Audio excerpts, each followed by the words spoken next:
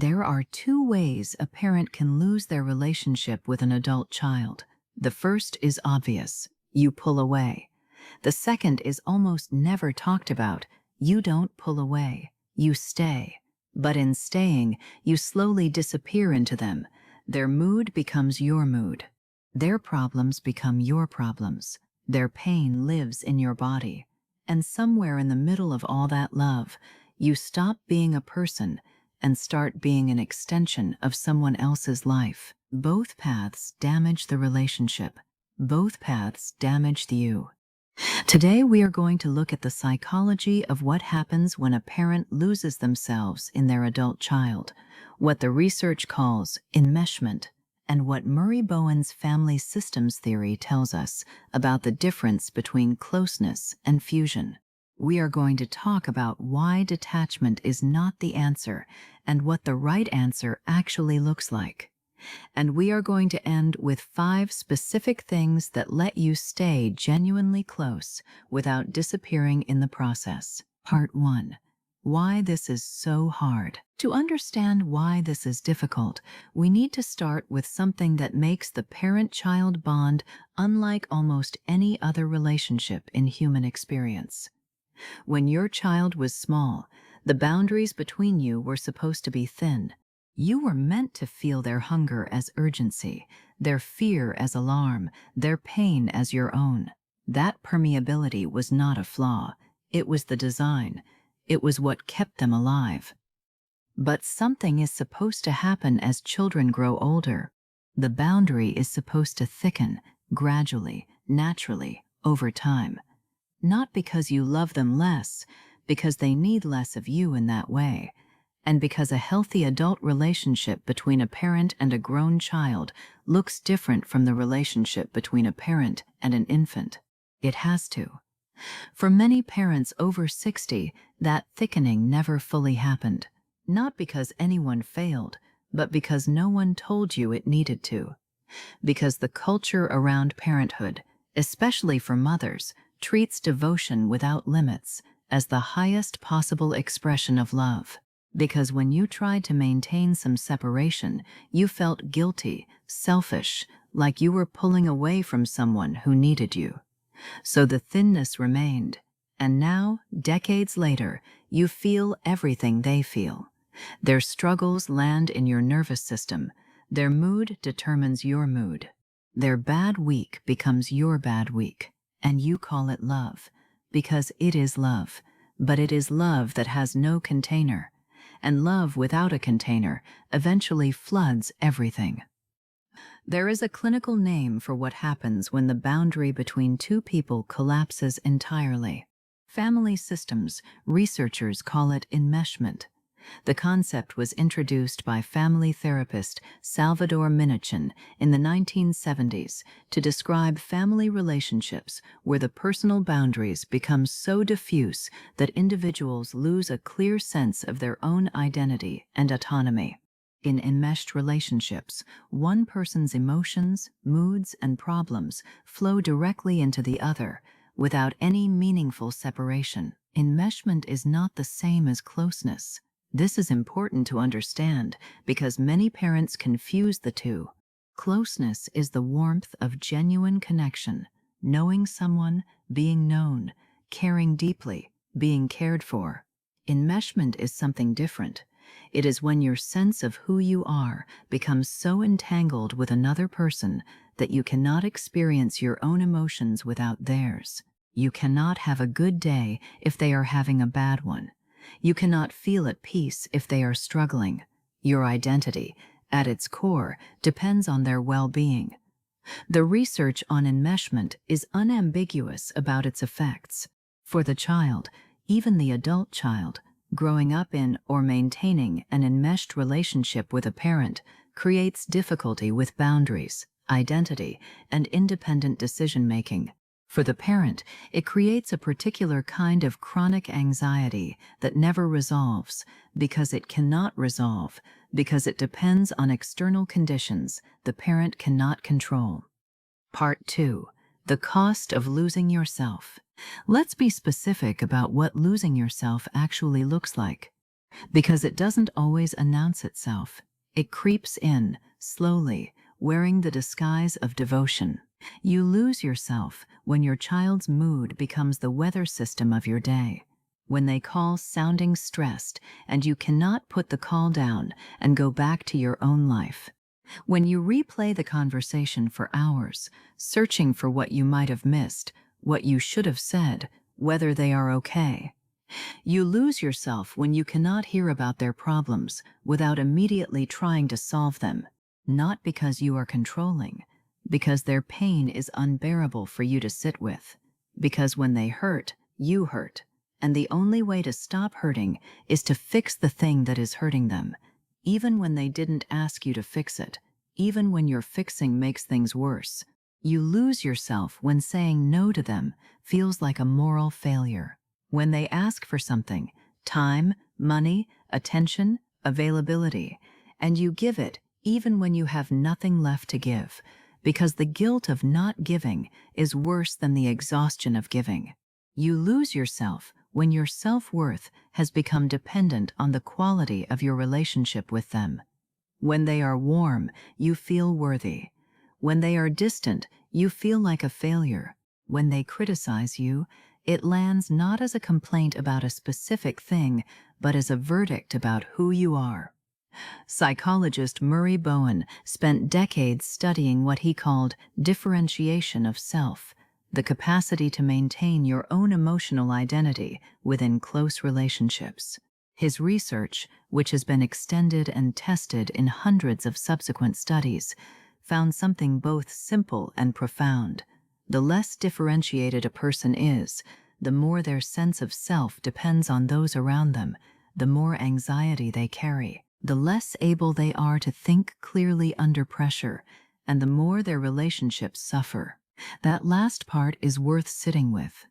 The more you lose yourself in your relationship with your adult child, the worse the relationship gets, not because you love them less, because when you have no separate identity, no emotional ground of your own, you become something your child cannot rest against. You become a mirror of their own emotions, amplified. You become someone they have to manage, and that is exhausting to be close to. The research on differentiation is also clear about what happens in the other direction. Parents who maintain a strong, separate sense of self, who can be genuinely present and caring without being emotionally fused, raise children who are more resilient, more emotionally regulated, and more capable of healthy relationships themselves. The boundary you hold is not a wall. Part 3. Detachment is not disconnection. Here is where most advice on this topic goes wrong. When parents reach the point of recognizing that something is too enmeshed, too consuming, too much, they often receive one of two messages.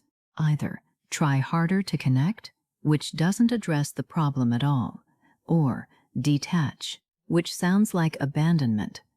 The word detachment has been used in parenting contexts in ways that are genuinely harmful. It implies emotional distance. It implies pulling back. It implies caring less.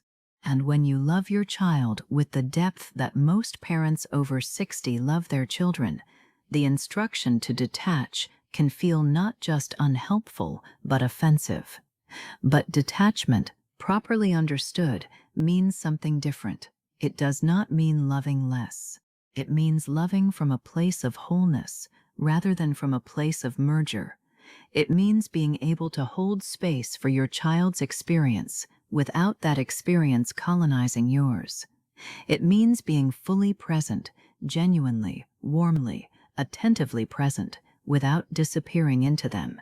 The distinction matters enormously in practice. When you are enmeshed, you absorb your child's problems. When you are differentiated, you witness them. When you are enmeshed, your child's distress triggers your distress, and suddenly the conversation is about managing two people's emotions instead of one. When you are differentiated, you can be steady in the face of their distress, a presence that says, "I see this, I am here, I am not overwhelmed." That steadiness, that capacity to remain yourself in the presence of someone else's pain, is one of the most useful things you can offer another person. It tells them that what they are carrying does not have to be catastrophic. It tells them that someone can hold them without being pulled under. It creates exactly the kind of safe, regulated presence that the research on secure attachment tells us people most need from the people they trust. Detachment is not the goal. Differentiation is. And differentiation looks like love that has a self inside it. Part 4. The 5 things. 1. Learn to witness instead of absorb. The next time your adult child tells you about something difficult in their life, a struggle at work, a problem in their relationship, a fear about the future, try something that will feel uncomfortable at first. Don't fix it. Don't solve it. Don't immediately offer the thing you think they need. Just witness it. Ask one question. Do you want to think through this together, or did you mostly need to say it out loud? This question does 2 things. It puts them in the driver's seat, and it buys you a moment to locate yourself, to notice the difference between their anxiety and yours. Because here is what often happens. They tell you something hard, and before they have even finished speaking, your own anxiety has activated. And now you are not responding to their experience. You are responding to your own fear. You are offering the reassurance, or the solution, or the correction that would make you feel better, not necessarily the thing they need. Witnessing means staying in your own body long enough to hear them. It means not treating their problem as a threat to your nervous system. This takes practice. It takes the deliberate, repeated decision to locate yourself before you respond. But it is the single most important shift you can make, and it changes every conversation you have with them. 2. Know the difference between their feelings and yours. This sounds obvious. It is not. When your child is sad, do you feel sad? When they are anxious, do you feel anxious? When they are angry, does it land in your chest? If the answer is yes, consistently, reliably, automatically, that is information about the thinness of the boundary between you. Emotions are contagious.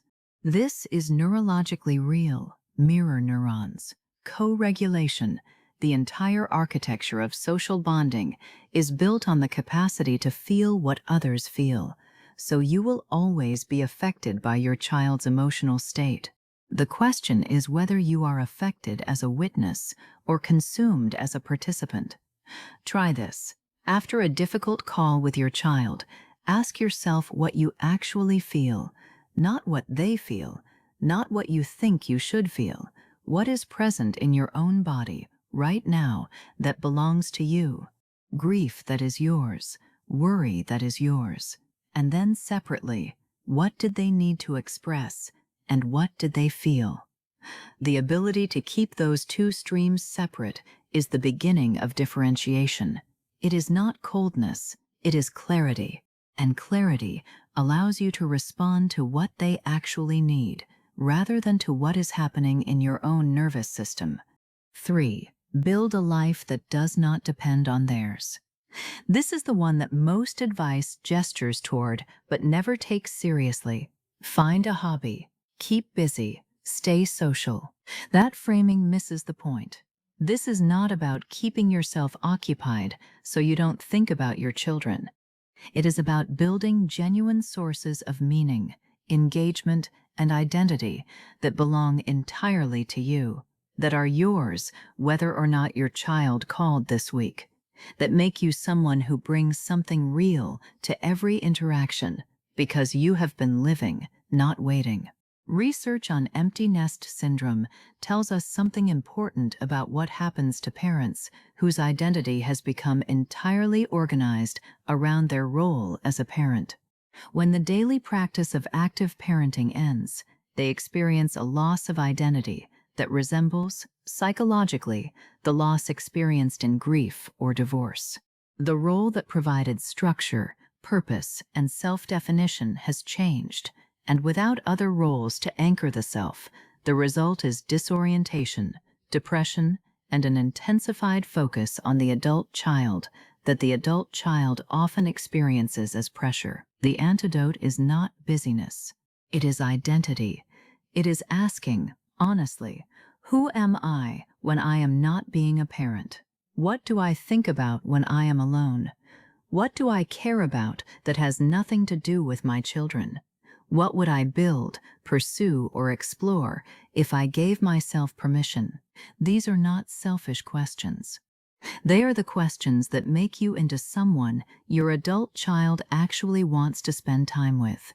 Someone who is interesting, alive, engaged with the world. Someone who, when they call, has something to bring to the conversation besides their own longing for connection. 4. Practice small boundaries before you need big ones. A boundary is not a wall. It is not a punishment. It is not a withdrawal of love. It is simply the place where you end and someone else begins. Most parents over 60 who struggle with enmeshment have never learned to set boundaries, not with their children, not with anyone. The idea of saying no, or not right now, or that doesn't work for me, triggers immediate guilt. And guilt, for many people, functions as a complete override of their own needs. But here is what the research on micro-commitments tells us. Large behavioral changes almost never happen in one decision. They happen through small, repeated, low-stakes practices. You do not learn to say no to your child's most difficult request all at once. You learn it by saying, in small moments, I can talk for about 15 minutes today. I can't take that call right now, but I'll call you back at 7. I love you, and I need some time to think about whether that's something I can do. These small boundaries, practiced regularly, do two things. They keep you from reaching the point of total depletion that leads to resentment. And they teach your adult child, gradually and without drama, that you are a person with limits, which, paradoxically, makes you more trustworthy, not less. Limits are legible. Limits can be respected. What cannot be respected is a person who says yes to everything and then collapses under the weight of it. 5. Tend to the relationship, not the worry. There is a difference between thinking about your child and thinking about your worry about your child. Most parents, when they are in the enmeshed pattern, spend enormous energy on the latter. They replay conversations, they imagine scenarios, they anticipate problems, they pre-grieve outcomes that haven't happened, and none of this, not one moment of it, helps their child. It only deepens the exhaustion. The invitation is to redirect that energy toward the actual relationship, not the imaginary relationship where you are managing all the ways things might go wrong. The real one, in real time. Send a message not because you are worried, but because you thought of something they would find funny. Make a plan not because you feel guilty about the distance, but because you genuinely want to see them. Ask a question not to check whether they are okay, but because you are curious about what they think. The relationship is what happens between two actual people in actual time. The worry is what happens in your head when you are alone. Tend to the first. Notice the second without following it. And when the worry becomes loud, when the anxiety about them is hard to put down, try this. Ask yourself, is there anything I can actually do right now to help? If yes, do it. If no, put it down. Not forever, just for now. Because worry is not love. It is the form love takes when it has nowhere to go and no trust to rest in. Learning to trust your adult child, to trust that they are capable, that they are navigating their life, that they do not need you to carry their weight, is perhaps the deepest form of respect you can offer them. It says, I believe in you. I am here if you need me, and I am not afraid of the space between us. Let's come back to where we started. There are two ways to lose the relationship. You can pull away, Or you can pour yourself in so completely that there is nothing left of you to bring. Neither of those is what your child needs from you now. What they need, what the research tells us consistently, is a parent who has remained a person, who has a self that is distinct from them, who can be close without being fused, who can love without losing shape. That kind of presence, a parent who is whole, is the rarest and most sustaining thing one person can offer another. It does not require you to love them less. It requires you to love yourself enough to remain, to stay in your own body, to tend to your own life, to know who you are when you are not being their parent. Because here is the quiet truth underneath all of this. The more fully you are yourself, the more fully you can love them, not despite the boundary, but because of it. The ground you stand on is what makes it possible for them to lean. Before you go, one question. Of the 5 things we talked about today, witnessing instead of absorbing, separating their feelings from yours, building your own life, practicing small boundaries, tending to the relationship rather than the worry. Which one felt most true about where you are right now? Leave it in the comments, because the parents in this community who can name the pattern are the ones who tend to change it. And naming it here, even quietly, even just to yourself, is a beginning. This has been Family Bonds After 60. Take care of yourself. And remember, you cannot pour from an empty vessel, but a full one. A person who is genuinely, wholly themselves has more to give than they will ever run out of.